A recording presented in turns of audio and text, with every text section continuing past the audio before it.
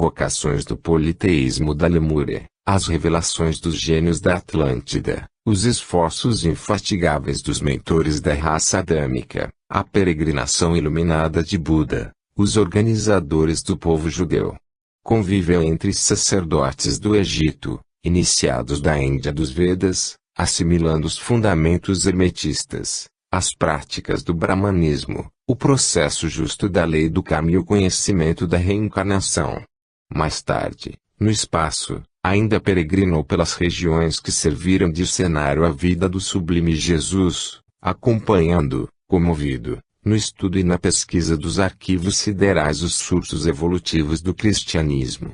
As suas existências pretéritas já definiam o rumo da vida missionária, na França, traçando-lhe os primórdios de um grandioso plano espiritual elaborado pelo alto, como foi, realmente, o Espiritismo no século XX. A firmeza de intenções e a tenacidade indomável de Kardec garantiram a divulgação da doutrina espírita no momento psicológico da compreensão mental do mundo ocidental e do intercâmbio proveitoso com o plano invisível. A superioridade da pedagogia espírita codificada por Kardec ressalta-se em favor da mais breve ascensão humana, porque os seus fundamentos não são produtos exclusivos da seleção de fenômenos observados numa só existência, mas a síntese de princípios sublimes investigados em diversas existências pretéritas. Pergunta: podereis estender-vos mais sobre as romagens terrenas de Allan Kardec, quando pesquisava os fundamentos da codificação do Espiritismo? Ramatiz: as principais raízes do Espiritismo perdem-se nos milênios já transcorridos, aprofundam-se em quase todos os templos iniciáticos do Oriente e nas cogitações espirituais de quase todos os povos. Renascendo na França em contato com a força atrativa dos fenômenos de além-túmulo, o genial codificador viu-se tomado por uma avalanche de ideias e recordações pregressas que o fizeram admitir sem qualquer dúvida a lei da reencarnação e a lei do karma, como preceitos de carinhosa e longa familiaridade. Sob o fascínio da evocação pretérita, na sua retina espiritual delineavam-se os vultos heráldicos dos sacerdotes de Ra e Osíris, no suntuoso culto aos mortos que sobrevivem, as figuras imponentes dos druidas, no culto do fogo sagrado, a oferenda no seio das florestas dos gregos presidindo os mistérios de Eleusis, ou dos mistérios órficos da alma apurando-se nas vibrações da música celestial. Hermes, Krishna, Lao Tse, Fui, Zoroastro, Rama, Buda e o divino Jesus influenciaram-lhe a alma poeticamente por algum tempo, embora Kardec tivesse nascido francês e se criado sob severa disciplina científica.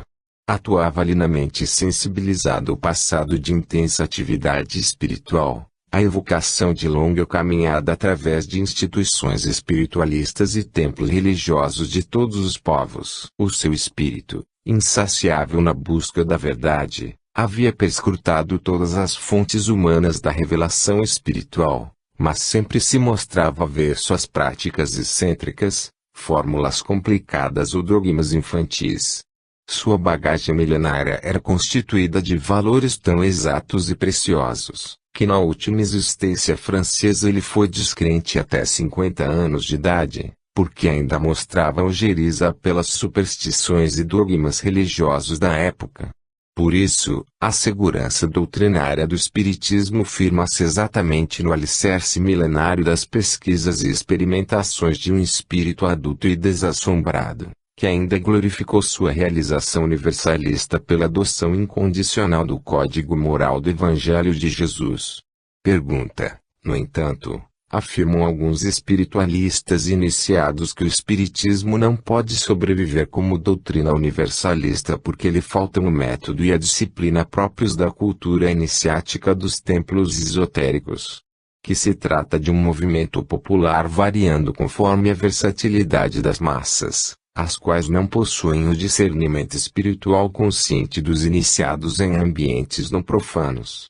Ramatiz: existem épocas apropriadas para a revelação de cada sistema religioso e doutrinário de cunho espiritual. Evidentemente, Diferem muitíssimo entre si o tipo das mensagens reveladas por Moisés, Jesus e pelo próprio Kardec. A contextura e o ensinamento de cada uma dessas mensagens varia de conformidade com a psicologia, o entendimento, os costumes e a cultura espiritual dos povos na época de sua revelação. O alto não costuma violentar a imaturidade espiritual dos homens no seu aprendizado planetário, mas gradualiza as revelações do espírito imortal de acordo com a capacidade de sua assimilação e discernimento. O Jeová intransigente e feroz revelado por Moisés, há 3.000 anos, nada tem de comum com a ternura do Pai amoroso manifestado por Jesus, assim como a mensagem espírita de Kardec já não faz ameaças com as penas do inferno, porém, desperta a consciência do homem quanto às suas obrigações espirituais e as consequências morais através da lei do karma. Deste modo, as procurações sacerdotais, as graças e os favores divinos concedidos à última hora aos pecadores arrependidos, perderam sua força e significação, em face do ensino espírita, que adverte da responsabilidade pessoal de cada criatura na construção do seu bom ou mau destino.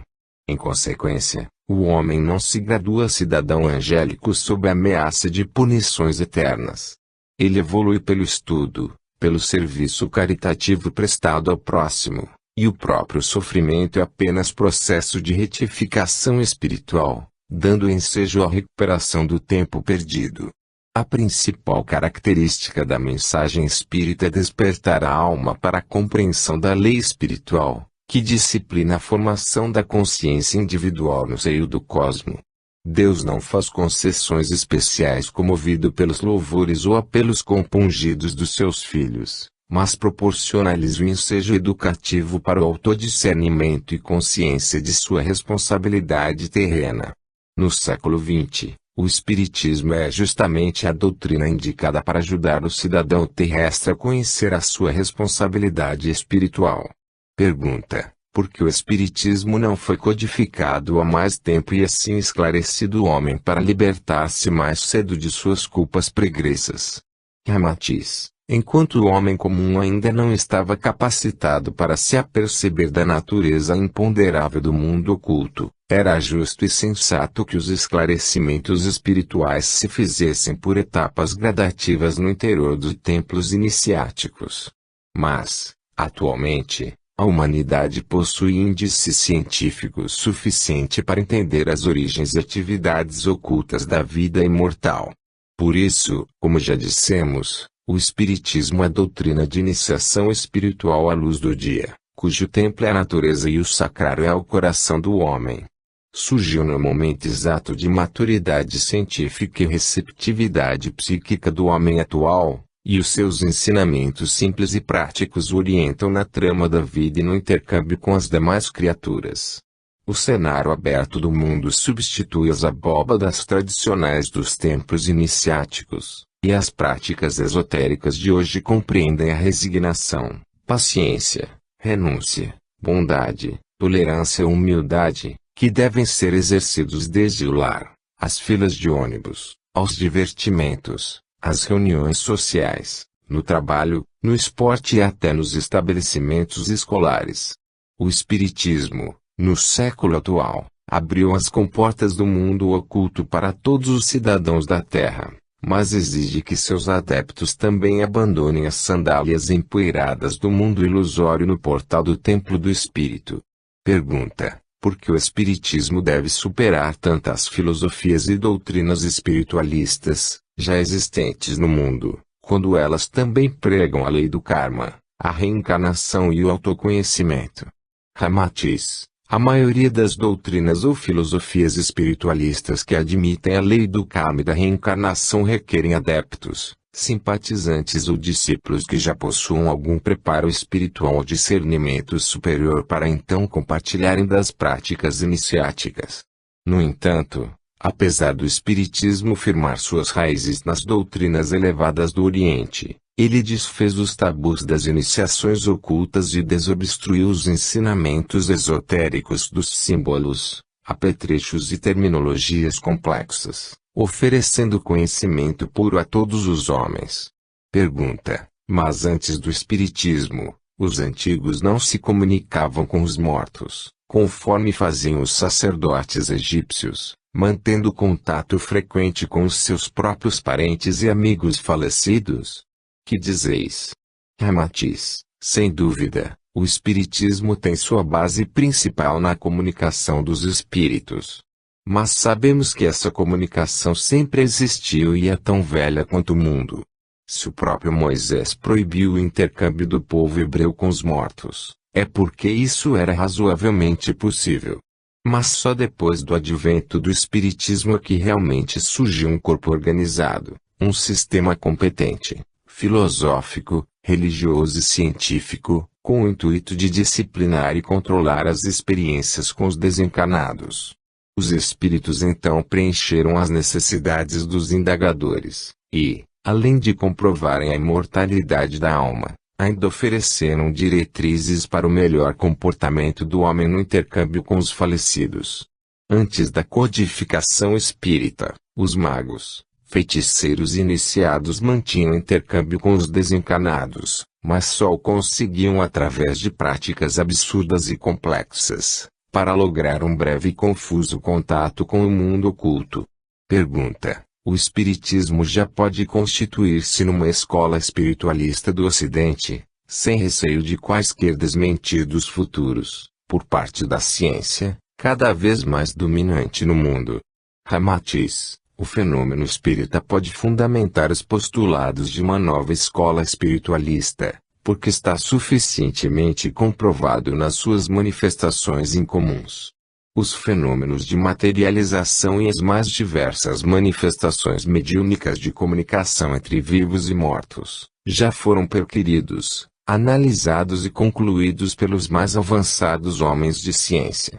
Assim, médicos, filósofos, químicos, escritores e estudiosos, como Gabriel Delany, Leon Denis, Aksakov, Paul Gibler, William Crookes, Lombroso, Bozano, Carlo Duprel, Gonzales Soriano, Oliver Lodge, Conan Doyle, Denis Bradley e outros, recorreram aos mais avançados aparelhamentos de laboratório e de investigações precisas, concluindo pela realidade dos fenômenos mediúnicos e pela lógica dos postulados espiritistas.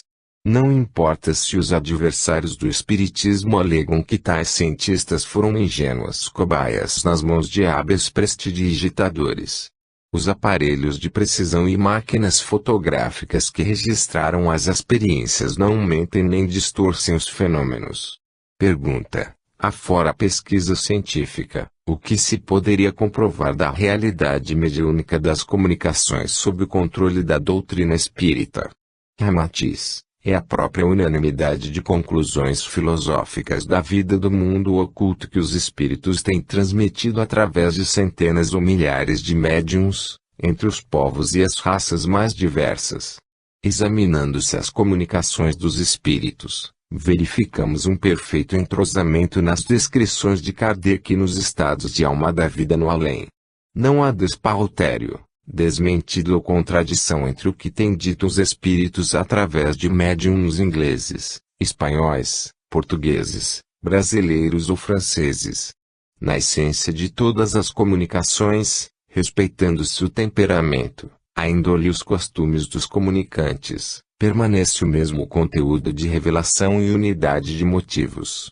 Pergunta: gostaríamos de algum exemplo quanto a essa identificação ou unidade existente nas comunicações de espíritos, que se comunicam nos ambientes mais diversos do orbe?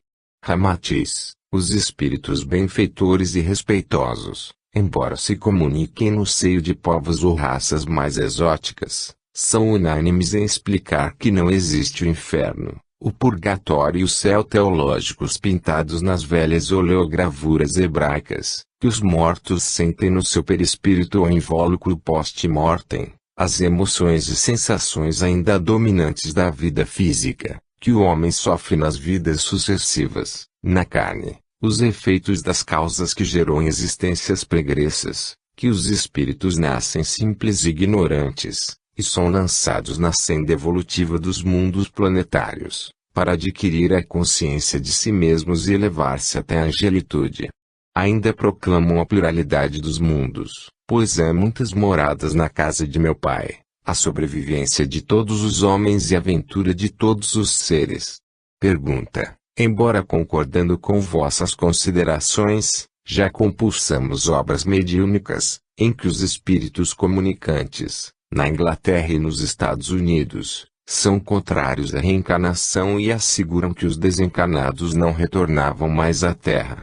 Que dizeis? Ramatiz: realmente, em obras como Rumo às Estrelas, de Bradley, o espírito de Jones responde que nada sabia da reencarnação, enquanto Simpson, nos Estados Unidos, também alegava a mesma coisa em reuniões mediúnicas de efeitos físicos. No entanto, o espiritismo ainda não conquistara as camadas populares e suas manifestações eram conhecidas apenas entre os doutos e experimentadores.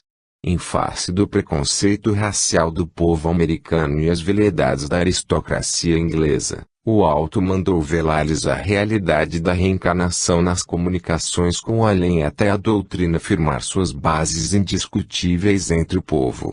Pergunta: qual seria o prejuízo de os espíritos revelarem aos ingleses ou americanos a veracidade da reencarnação? Ramatiz: ainda não convinha estremecer as raízes frágeis do espiritismo nascente na Inglaterra e nos Estados Unidos, pela revelação do processo reencarnatório e consequente obstáculo à propagação da doutrina. É evidente que tanto o americano racista recusava crer na possibilidade de ele vir a reencarnar-se futuramente na figura de um negro, como o inglês aristocrata também não daria crédito à ideia de renascer plebeu, em vidas futuras. Os próprios brahmanes pregavam a encarnação por castas, porque não podiam conciliar a ideia de retornarem à carne em condições inferiores, depois de gozarem da munificência sacerdotal do brahmanismo. Então ensinavam que o para renasceria para e o Raja o Brahmane nasceriam, no futuro, Raja e Brahmane. Pergunta: qual é a prova de que a reencarnação não é exatamente como pregam os brahmanes, em castas prestigiosas ou classes deserdadas? Ramatiz: não há duas medidas diferentes na criação. Tudo o que existe visível ou invisível nos sentidos do homem origina-se de uma só fonte, o absoluto. Há uma só essência no âmago de todos os seres, pois as discordâncias exteriores são apenas frutos das diversas etapas evolutivas dos seres na sua variedade de manifestação. A discordância é sempre uma ilusão anotada pelos sentidos corporais das criaturas, mas inexistente para a visão panorâmica do espírito. Assim como as contas coloridas de um colar estão presas pelo mesmo fio de segurança, os espíritos do Senhor estão ligados pelo mesmo elo divino. Em consequência, Deus não criou castas privilegiadas ou deserdadas, mas proporciona a felicidade a todas as suas criaturas. O americano descria da reencarnação protestando contra a ideia de renascer um negro desprezado. O inglês oferecia resistência à possibilidade de regressar à terra como um mísero plebeu, após ter sido orgulhoso aristocrata. Os brahmanes jamais podiam humilhar-se à perspectiva de retornarem à carne na figura de paras expulsos para a marginalidade da vida. Mas nenhum deles poderá fugir de sua origem comum com todos os demais seres, na sua formação de centelhas lucíferas da mesma chama criadora. As palavras e sofismas jamais destroem ou desmentem a realidade divina da criação. Deus não admite privilégios a qualquer de seus filhos. Pergunta: certos espíritas acham que o espiritismo deve interferir publicamente na política do mundo, a fim de higienizar as atividades dos seus responsáveis. Outros alegam que a doutrina nada tem a ver com a política. Que dizeis? Ramatiz: não cabe ao espiritismo a missão de criar partidos, sistemas ou escolas que sirvam de orientação política aos homens. A sua principal função é desenvolver o amor, a tolerância, a fraternidade, a honestidade, a renúncia e o altruísmo entre os homens, influindo para que as instituições humanas se harmonizem pela moralização de suas próprias partes. Deve conquistar os corações dos homens, mas não impor condições partidaristas ou criar as leis próprias do facciosismo político do mundo. Tratando-se de movimento destinado a atrair em seu seio as criaturas de opiniões, crenças, cor, casta, nacionalidade, cultura ou moralidade mais diversas, jamais deve isolar-se na condição de partido político, credo religioso ou sistema de casta social. Em verdade, independente do espiritismo, os espíritos influenciam continuamente os homens, onde quer que eles laborem ou interfiram, quer sejam paras ou reis, mendigos ou afortunados, sábios ou analfabetos, pretos ou brancos.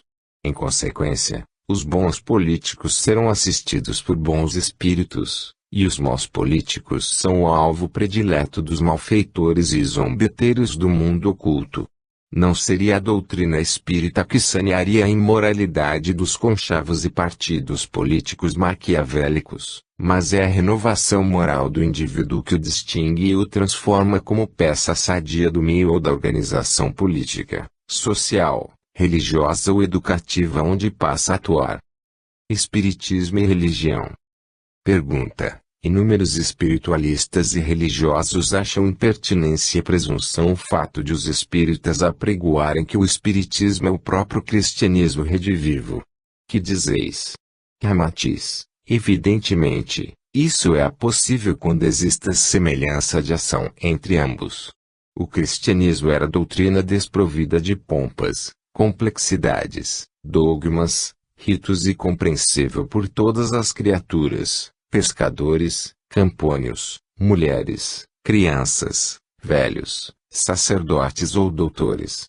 Revelava os atributos naturais do espírito imortal, estimulando o homem para o culto das virtudes superiores e balsamizando os efeitos do pecado.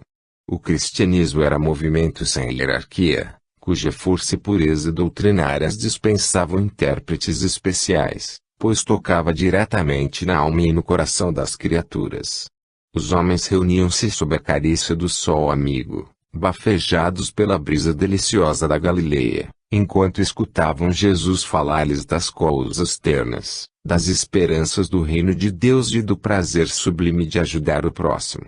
Tudo era simples, sem preconceitos, sem exigências filosóficas ou consultas complexas. Quando Jesus pregava, os bens mais valiosos do mundo material eram superados pela indescritível paz de espírito e serenidade que envolviam seus discípulos e ouvintes. Em consequência, o Espiritismo é doutrina profundamente eletiva ao cristianismo porque também dispensa práticas iniciáticas, dogmas, compromissos, rituais, oferendas, símbolos, insígnias e sacerdócio organizado. O Cristo Jesus manifesta-se em qualquer lugar e a qualquer hora, à luz do dia ou da noite, em ambiente fechado ou aberto, nos campos ou nas cidades, inspirando os homens que o evocarem para realizar coisas sublimes. Assim, como fariam os antigos cristãos, os espíritas também cuidam da realidade espiritual, diretamente, em reuniões simples, sem atavios, cerimônias ou idolatrias. Pergunta: mas um dos fundamentos do Espiritismo é comprovar, pela mediunidade, a imortalidade da alma. Não é assim? Ramatiz: não basta só provar a existência da alma pela fenomenologia mediúnica, mas também é preciso desenvolver no espírito humano as qualidades evangélicas apregoadas por Jesus. Os espíritas sabem que é mais sensato e proveitoso exercitar nas criaturas a paz, a ternura, a humildade e o amor, que convertem a angelitude, do que apenas surpreendê-las com os fenômenos transitórios referentes à imortalidade. Sem dúvida é muito importante para os espíritas comprovarem a sua sobrevivência após a morte física, mas ainda é mais valiosa a transformação moral e libertação dos instintos animais, que livram o ser da roda indesejável das encarnações expiatórias. Indubitavelmente, é grande tolice o homem saber da existência do paraíso e nada fazer para habitá-lo. O fenômeno psíquico demonstra características da revelação, mas não é processo fundamental para melhorar a evolução da alma. O Espiritismo afina-se bastante com o cristianismo, principalmente, pela mesma finalidade doutrinária de transformar o homem animalizado em cidadão angélico. Os fenômenos espetaculares, embora impressionem, não transformam sentimentos maus em virtudes sublimes, nem as paixões violentas em afagos da alma. Isso só é possível através da renovação moral no santuário silencioso do ser. Aliás, Jesus, o mais elevado instrutor da terra, só prometeu fenômenos aos homens, depois de eles alcançarem a redenção espiritual.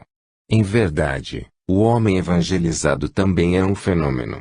Por isso, o amado Mestre não fez milagres derrogando as leis do mundo, pois ele era, acima de tudo, um sublime instrutor de almas. Jamais se prestou à condição de prestidigitador promovendo espetáculos incomuns às multidões supersticiosas. Pergunta: o Espiritismo, porventura, também é uma religião? Ramatiz: depende do que realmente considerais religião, pois o Espiritismo não é mais uma seita que se particularize entre os diversos tipos de associações religiosas do mundo. Contudo, é religião, na acepção do vocábulo religare, processo ou meio de religar o espírito do homem à consciência cósmica de Deus. Sua função é dinamizar o quantum energético da centelha espiritual que domina em sua intimidade, fazendo aflorar cada vez mais a superfície da transitória personalidade humana, e assim consolidando a individualidade eterna do ser consciente de existir no universo. Não é movimento destinado a reunir homens e incentivá-los à adoração de Deus sob um aspecto particularizado, nem se distingue por cerimônias em templos, dogmas, compromissos ou posturas peculiares a estatutos religiosos. É norma de vida do espírito encarnado, induzindo-o a libertar-se, o mais cedo possível, da animalidade que o prende aos ciclos encarnatórios nos mundos planetários. Mas tudo isso será exercido com um estado de espírito no homem, sem limitações, preconceitos, obrigações ou exigências aos seus fiéis e adeptos. O esforço da criatura em religar-se o mais cedo possível com o Pai deve ser espontâneo ou voluntário. Jamais obrigatoriamente, pois isso lhe tiraria o mérito da ação. As cerimônias, os ritos, os símbolos, as distinções hierárquicas, que tanto impressionam os sentidos humanos, são recursos ou exterioridades, que podem identificar conjuntos de crentes praticando cultos religiosos simpáticos entre si, mas não provam estar presente o verdadeiro sentido da religião. Em consequência, religião é o esforço que a criatura empreende no sentido de maior sintonia com Deus, o que é perfeitamente compatível com o Espiritismo, doutrina que não pretende competir com as seitas religiosas do mundo, mas apenas esclarecer os homens independentemente de quaisquer compromissos devocionais. A verdadeira religião não possui barreiras, não tem cor local ou limitações doutrinárias, pois abrange todas as criaturas que vivem dentro de uma norma ou esquema semelhante de entendimento espiritual.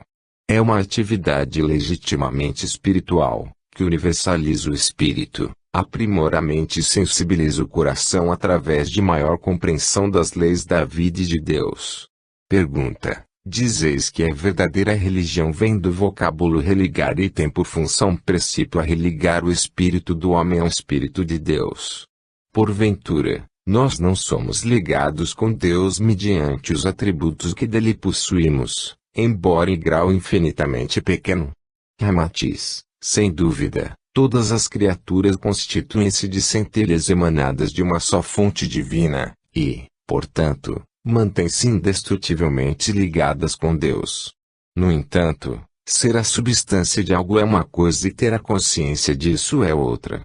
Todos os homens estão ligados a Deus porque sua contextura fundamental é a emanação dele, porém, como o espírito surge ignorante e inconsciente, embora esteja ligado ao Pai que o criou, todo o esforço que ele executa no sentido de ampliar sua consciência e abranger maior amplitude da consciência cósmica de Deus, é um processo religioso de religar-se. O espírito já está ligado a Deus pela circunstância de ser criação dele, mas depois procura a sua religação pelo desenvolvimento da consciência. Deste modo, o Espiritismo também é uma religião, como é todo movimento destinado a desenvolver a consciência espiritual do ser. Mas nada tem a ver com as organizações sectaristas religiosas, que possuem métodos exclusivos e dogmáticos para os seus cultos e adorações ao Pai. Através do Espiritismo o homem aprende que esse religamento ao Criador deverá se efetuar através de obras, feitos e autoevangelização, em vez de sua escravidão a credos, crenças, adorações, compromissos, cerimônias ou dogmas. Pergunta: considerais, então, que o Espiritismo é realmente o cristianismo redivivo? Ramatiz: o Espiritismo é a reviviscência do cristianismo, tanto pela sua doutrina moral quanto a elevação do homem, como por sua mensagem consoladora prometida por Jesus. Ademais, Allan Kardec levantou corajosamente a ponta do véu de Ísis, popularizou os ensinamentos e as práticas iniciáticas, que antigamente só eram permissíveis nas iniciações ocultas aos discípulos eruditos. As antigas práticas mediúnicas e complexas desses santuários foram simplificadas em preceitos claros e lógicos, através de obras didáticas, aos médiuns estudiosos interessados no seu progresso espiritual sensato e fora dos perigos do empirismo improdutivo. Às vésperas do terceiro milênio ou do milênio do mentalismo, a doutrina espírita é um curso espiritual valioso para o homem libertar-se dos dogmas opressivos, das práticas supersticiosas, das descrenças infantis e ampliar sua consciência para a realidade do eu superior. Através da singeleza do Espiritismo, o homem comum ficou ciente dos valores espirituais adormecidos em sua própria alma, e já pode orientar-se para uma compostura moral superior no mundo físico até conseguir o seu passaporte para o ingresso definitivo no seio da humanidade angélica. Ademais, os postulados espíritas não devem ser confundidos com os princípios de seitas exclusivistas, ou isolacionistas. Realmente, eles interpretam à luz do século XX os próprios ensinamentos do cristianismo de Jesus, como fermento divino ativando a vivência do meio onde atua.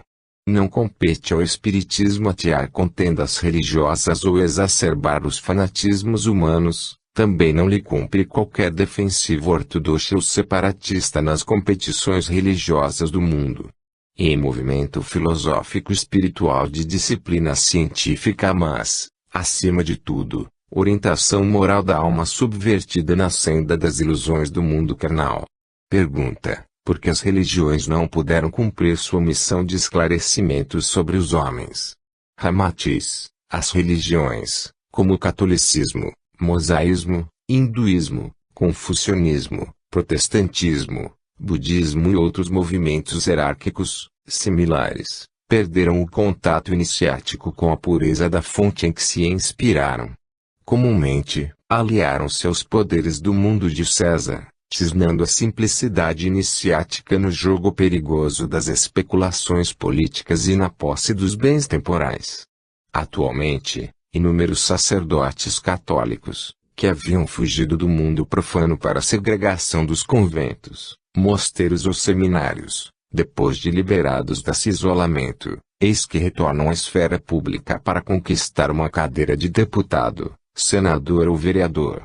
Assim, de princípio, eles renunciam ao mundo profano e os deveres do cidadão comum, recolhendo-se voluntariamente à vida monástica. Mais tarde, voltam a competir com o poder temporal público no desmentido à sua anterior renúncia. Eleitos para divulgarem os bens do Cristo, depois competem para conquistar as gloriolas políticas da vida efêmera do mundo material. Essas disposições contraditórias de renúncia e competição profanas, próprias dos líderes de algumas religiões do mundo, terminam lançando a desconfiança nos próprios fiéis e enfraquecendo-lhes o interesse espiritual. Antigamente, os sacerdotes eram considerados os procuradores da divindade, sendo-lhes vedados os negócios subalternos da existência profana.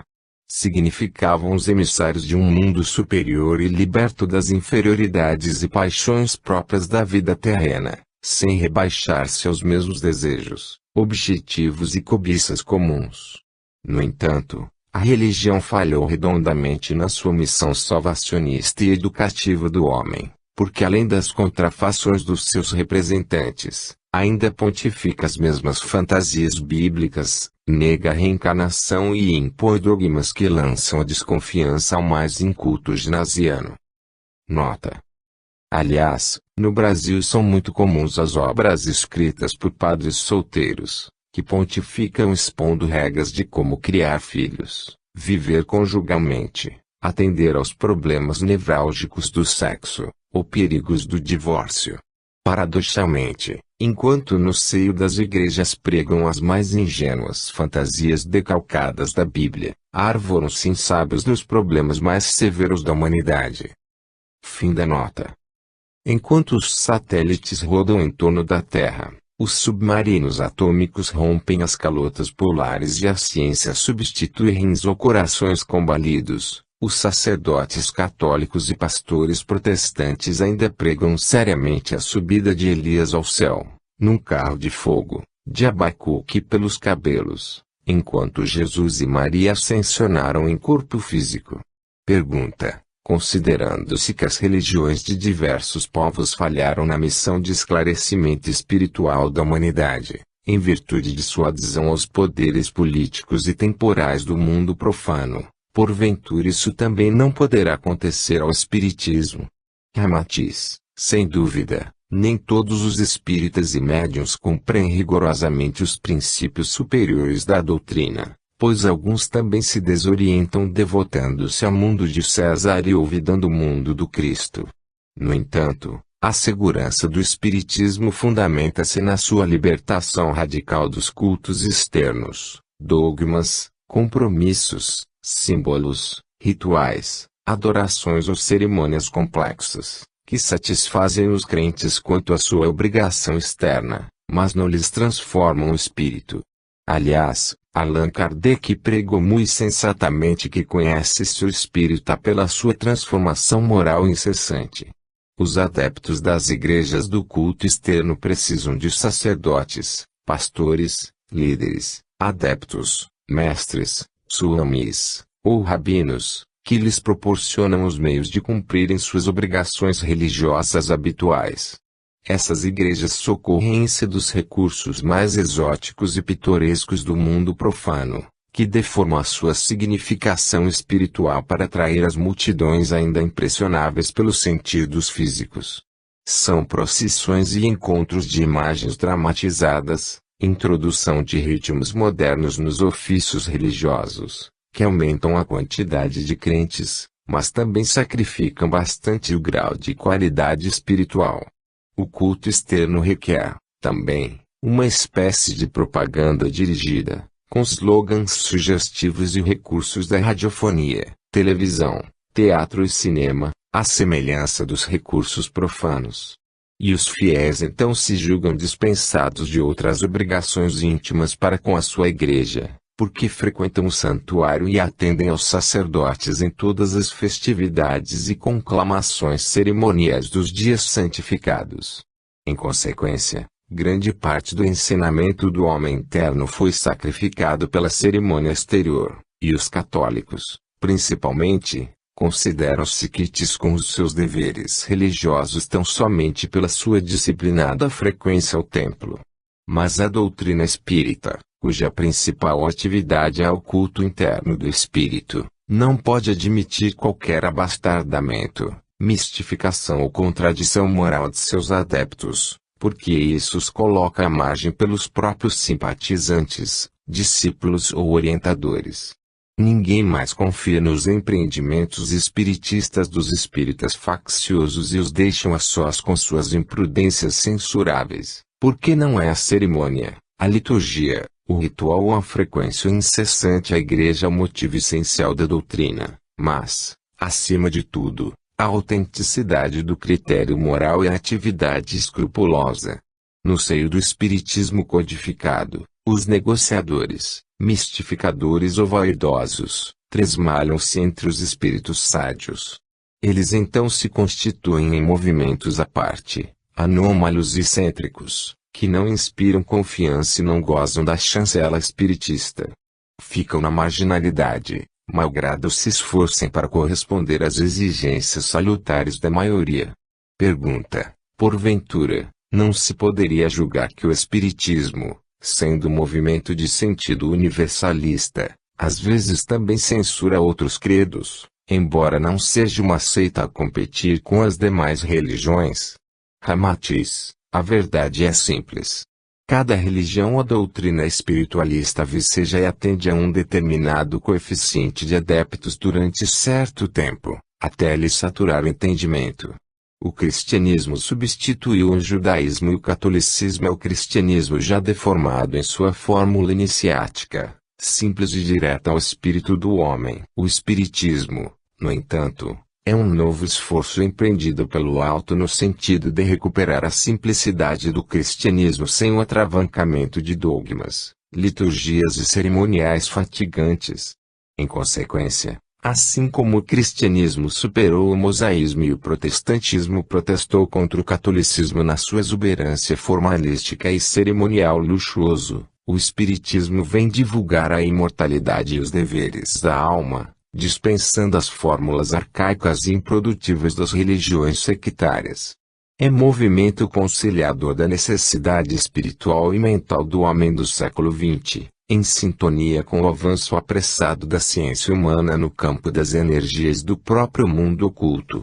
Alicerçado no Evangelho de Jesus para orientar o homem na sua conduta moral e na ciência que projeta e garante a estabilidade e o progresso da existência material, o Espiritismo ainda subsistirá por muitos milênios, embora se possa corrigir alguns postulados futuramente inadequados ou obsoletos às novas formas de vida. Dispensando a roupagem misteriosa dos símbolos, dogmas e fantasias próprias de várias religiões do mundo, a doutrina espírita também evita o prosaísmo de mobilizar os recursos transitórios da matéria, para valorizar as qualidades eternas do espírito imortal.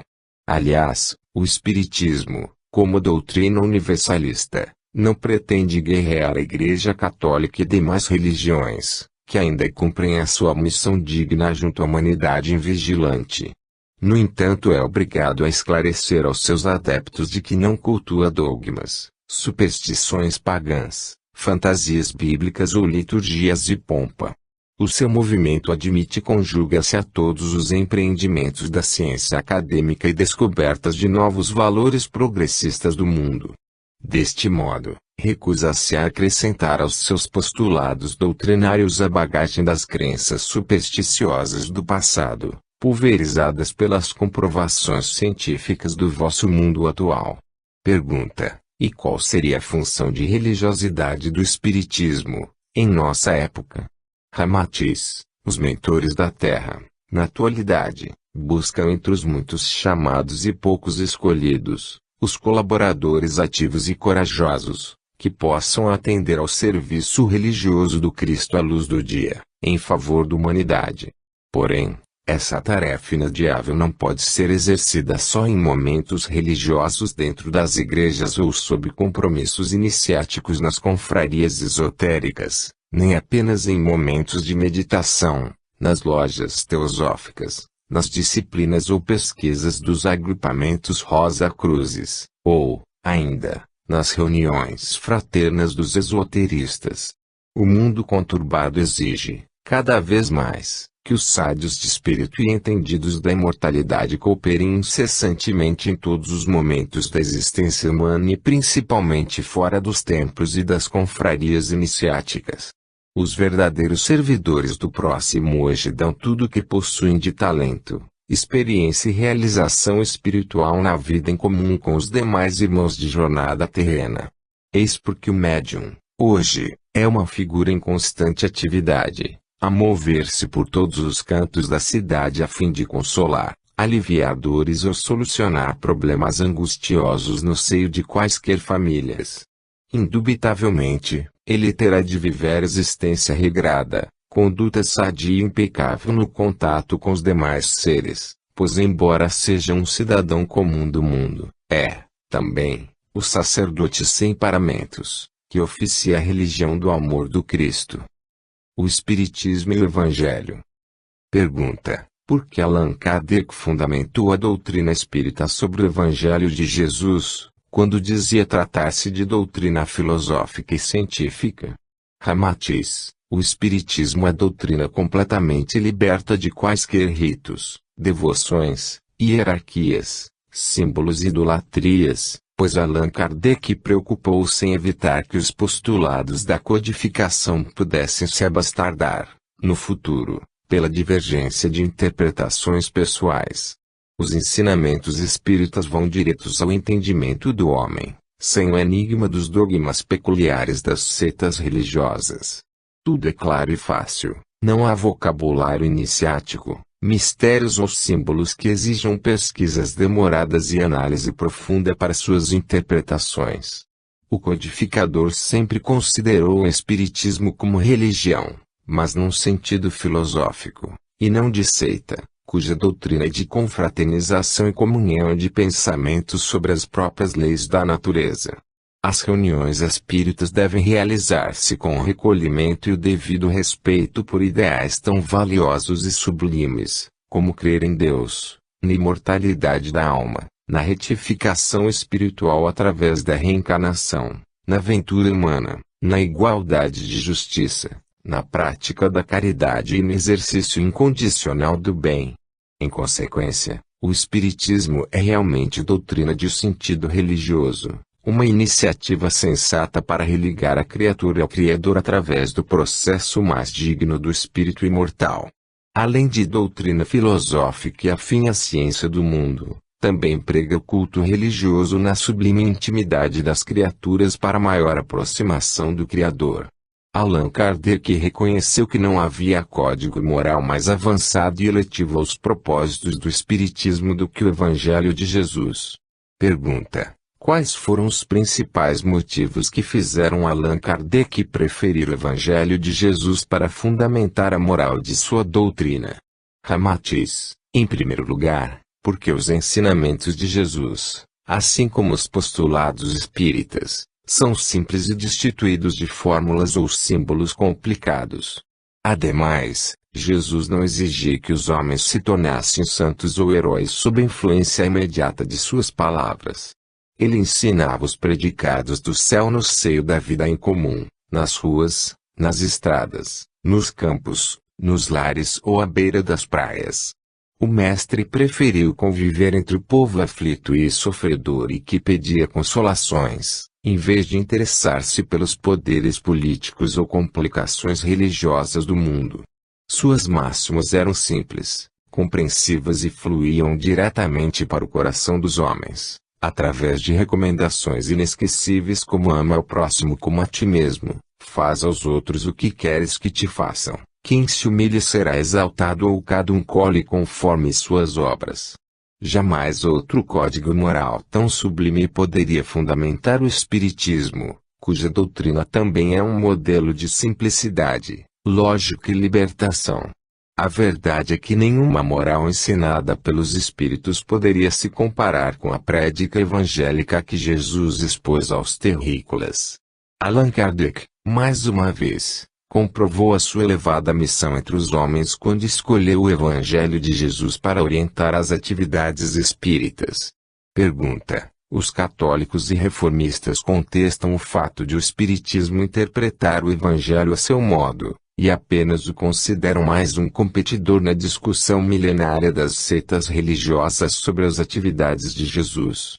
Ramatiz: jamais a doutrina espírita pretende isolar-se na esfera dogmática religiosa de interpretação exclusiva do Evangelho de Jesus, nem usá-lo como garantia de pontos de vista pessoais.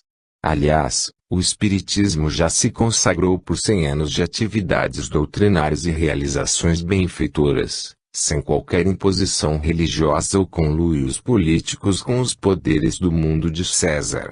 Também não segue os ensinamentos de Jesus apenas como dogmas ou princípios estáticos no tempo, mas os divulga entre os homens pela força dinâmica do que Jesus viveu do berço à cruz. É o Cristo vivo, cujo calvário e crucificação foram lições imorredoras de renúncia, perdão e amor aos homens. O Espiritismo não discute nem faz interpolações pessoais do que Jesus disse, ou o que lhe teria dito, basta-lhe o sacrifício de sua vida cumprindo integralmente todo o bem que ensinou aos homens. Pergunta: qual o sentido mais íntimo do Evangelho com a doutrina espírita? Ramatiz: sem dúvida, o principal objetivo da doutrina espírita é a redenção dos espíritos através de uma realização consciente e contínua, sem aguardar o milagre da santidade instantânea. O espírita deve interessar-se profundamente pelo seu próprio aperfeiçoamento, independente de confiar somente nos ensinamentos dos mestres ou doutrinadores. Não basta a convicção na imortalidade da alma, mas principalmente a conversão à moral superior do Cristo. Em consequência, nenhum código moral ou tratado do espírito imortal pode ser mais eletivo à educação e libertação do espírita do que o Evangelho de Jesus, cujos ensinamentos são absolutamente desapegados de quaisquer mistérios ou complexidades. Daí sua afinidade com o Espiritismo, que também é destituído de liturgias, dogmas e tabus. Não se trata de um conjunto de preceitos para uso alheio, pois eles foram caldeados na vivência pessoal do seu próprio autor. Jesus não estabeleceu um culto ostensivo a Deus, nem pregou às multidões o poder e a outorga divina de sacerdotes, mas foi muito claro ao dizer: quem quiser salvar-se, pegue de sua cruz e siga-me. Foi o convite direto e pessoal a cada homem em sua natureza física e capacidade espiritual. Ademais, deu um toque divino em todas as situações e condições humanas infelizes, operando o milagre admirável de transformar angústias, fracassos e desesperos em forças vitais para o caminho do céu. Descerrou aos olhos dos homens uma nova era e transformou dores em bênçãos, vicissitudes em lições renovadoras, choros, sofrimentos e aflições em bem-aventuranças eternas. Em vez de menosprezar a vida física como um fardo indesejável ou aconselhar a fuga do mundo para a mística da adoração, ensinou o valor sacratíssimo do corpo carnal como instrumento necessário e imprescindível para o aperfeiçoamento da alma. Nenhum suspiro, nenhuma lágrima ou dor será perdida ante a magnanimidade do Senhor da vida. Evidentemente, há perfeita sintonia moral e espiritual em ambos os casos. Espiritismo e Evangelho. Ambos pedem a redenção humana e ambos valorizam a vida humana como ensejo educativo e não apenas condição expiatória ou apenas sofredora. Pergunta: como percebermos que a ação do Evangelho através do Espiritismo não se impregna das particularidades da própria doutrina espírita? Ramatiz: o principal papel do Espiritismo é o de revelar antecipadamente, aos homens de hoje, as condições superiores da vida futura. Apresenta, portanto, o esquema da ação humana do porvir com os postulados morais a serem admitidos hoje pelos homens. Há de influir em todas as atividades, expondo roteiros sádios de vida superior, não como doutrina estática, de culto e sistema religioso particularizado, porém, vivência incondicional nas relações da vida em comum. O Espiritismo, portanto, é lâmpada destinada a iluminar a humanidade, e o Evangelho é a luz que o alimenta nesse desiderato superior. Mas não é o homem que deve aguardar a aproximação do Evangelho, porém, buscá-lo pelo exercício constante dos preceitos que ali estabelecem a norma da vida superior. O Evangelho é fonte criadora de homens incomuns, justos e não fortes, altruístas e não egoístas, humildes e não exaltados, ternos e não cruéis, pacíficos e não belicosos. Será o reino de homens santos ou de gigantes vencedores de suas próprias paixões, componentes de uma civilização de aristocracia espiritual, onde os brasões mais nobres não ostentam as armas da morte, mas trazem a insígnia da vida eterna e do amor do Cristo. Todos os problemas do mundo serão solucionados sob a lei aferidora do Evangelho, na vida fecunda e sublime de homens que se alimentam sob o amor fraterno do Divino Mestre. Pergunta: não basta o Evangelho por si, como um código moral superior para a humanidade terrícola? Ainda seria necessário o Espiritismo divulgá-lo através de suas atividades doutrinárias. Ramatiz, a doutrina espírita, pelo seu alto quilate moral de função libertadora, só pode ser intérprete de outra mensagem de maior valor, como é o Evangelho. Sem culto externo, sem hierarquia sacerdotal e protegendo-se como doutrina universalista, é óbvio que lhe cabe disseminar entre os seus adeptos os ensinamentos do Mestre Jesus, escoimados das deturpações próprias dos homens, que costumam regular as atividades religiosas conforme seus interesses pessoais. Pergunta: mas há espíritas que sobrepõem esclarecimento científico da doutrina antes do compungimento da pregação religiosa. Criticam a divulgação de um evangelho excessivamente choroso, mas improdutivo. Que dizeis? Ramatiz, realmente, há excesso de melodrama e de exortação lacrimosa de certos evangelizadores espíritas, sem proveito para a transformação espiritual positiva do homem.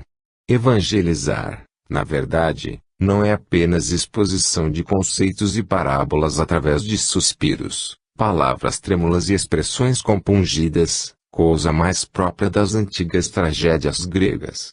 Há doutrinadores espíritas que se empolgam pelas próprias emoções, deslumbrados pelo efeito pirotécnico de sua oratória ao público.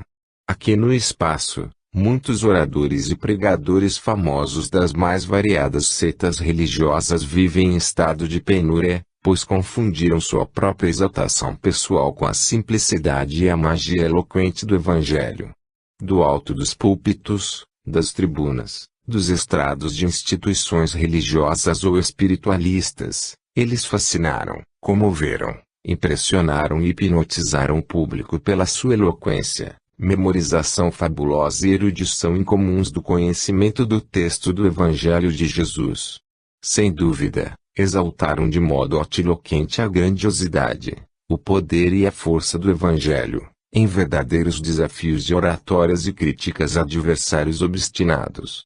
Encerravam suas prédicas e sermões sob a apoteose das multidões. O público sentia-se pigmeu diante de tais gigantes da palavra pródiga de metáforas, rendilhados e enfeites literários do mundo transitório, cuja altiloquência verbal exaltava e enaltecia a singela e tranquila palestra do Mestre Jesus. Oradores incomuns, eles passaram pela terra como meteoros fulgentes, trazendo na cauda ao cervo de palavras e frases rebuscadas. No entanto, estavam ainda apegados à personalidade humana e bastante preocupados com o julgamento do público a respeito do seu talento e de sua arte. Muitas vezes sacrificavam a claridade e singeleza dos textos evangélicos, asfixiando-os sob a torrente de adjetivos brilhantes. As antologias do mundo ainda divulgam em páginas sedutoras o cântico oratório de alguns desses famosos oradores, destacando-lhes a erudição e o poder hipnótico da palavra. Há citações de personalidade absorvente, arte das filigranas e altiloquência incomum, mas pouco se diz do conteúdo libertador do Evangelho.